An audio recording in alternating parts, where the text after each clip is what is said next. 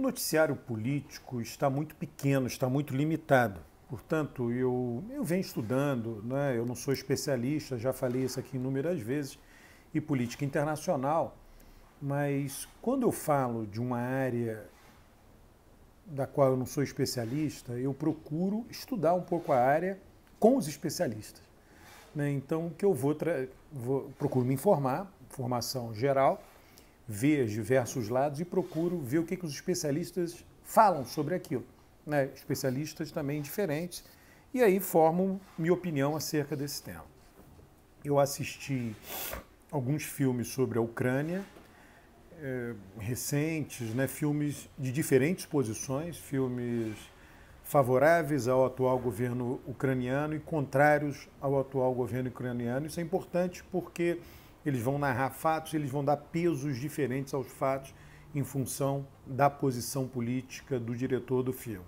Então, o Oliver Stone é contra o atual governo da Ucrânia. Então, o filme dele tem uma embocadura. Já esqueci o nome de um outro filme que é a favor, que aquela Euromaidan, né, que é o nome da praça Maidan, né, que foi digamos assim, o epicentro dos protestos que derrubaram o presidente pró-russo e que depois encaminharam mais adiante um pouco para a eleição do Zelensky.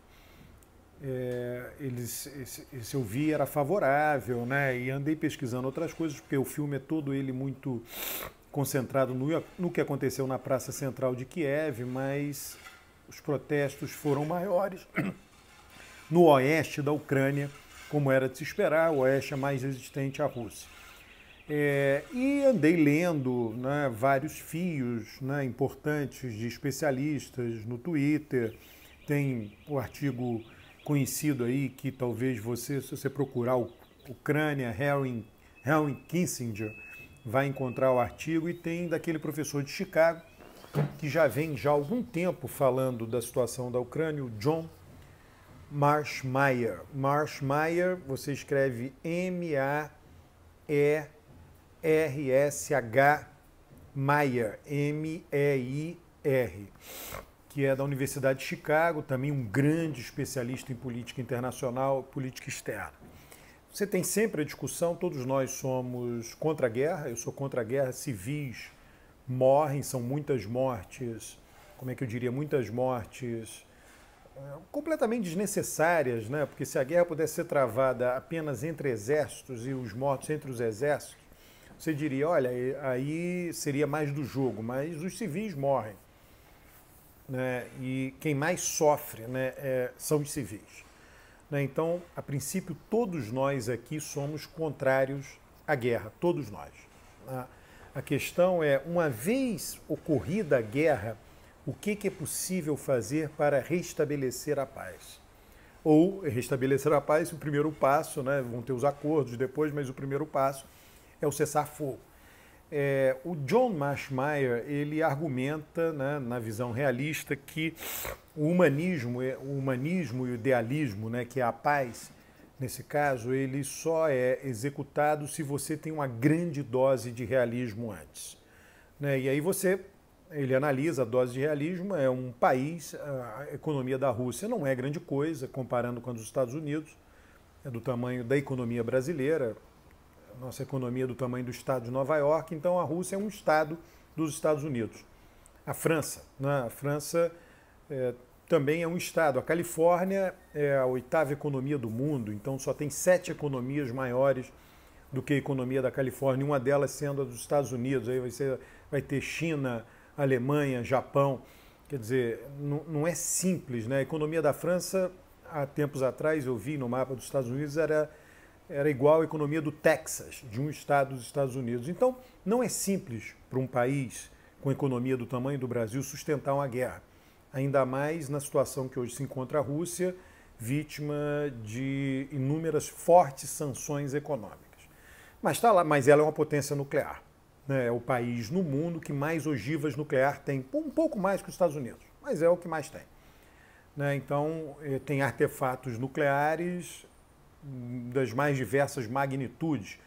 Né? Então, se a Rússia achar que vai perder a guerra, se sentir acuada, ela poderia pegar um pequeno artefato nuclear e utilizar como dissuasão, ameaça de dissuasão numa cidade pequena da Ucrânia, né? Pode acontecer, quer dizer, isso depende muito da situação que vai transcorrer a guerra.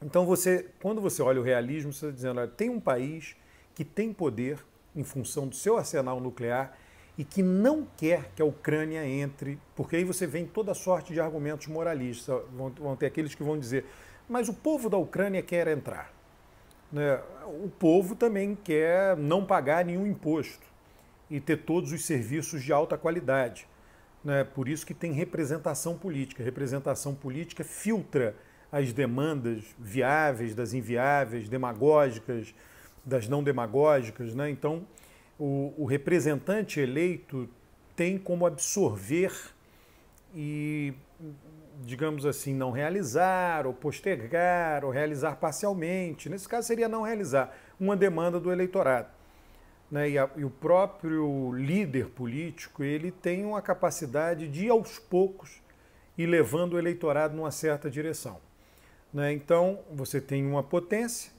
que não quer, né? A Rússia começou na Ucrânia, né? O que hoje nós sabemos que a Rússia, sei lá, a língua deles é muito parecida, praticamente um dialeto um do outro, né? Como na Espanha você tem catalão, você tem espanhol, você tem o castelhano, e debaixo do castelhano surgiram várias outras línguas, inclusive português.